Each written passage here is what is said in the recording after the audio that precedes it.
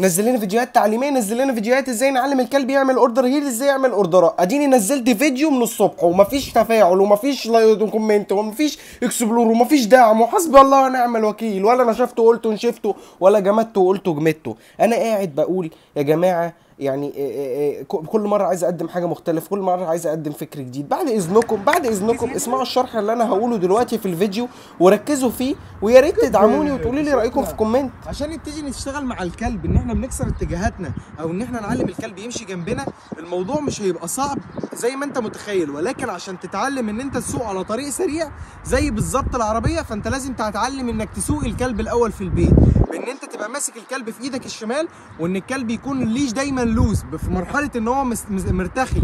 لو انت عودت الكلب ان انت شده، فالكلب هيبقى متشنج او بيشد العكس، او بيبتدي ان هو يحاول ان هو يكون مسيطر. فانت بتحاول على قد ما تقدر ان الكلب كل ما بيجي يبقى فيه بوش، انت بتكسر اتجاه العكس وتبتدي ان انت تدي كوريكشن بالخناق مره في الثانيه في الثالثه، او بالطوق، ايا كان الحاجه اللي انت ماسكها في ايدك. المهم ان هي تبقى بس محكمه، ما تطلعش من رقبته.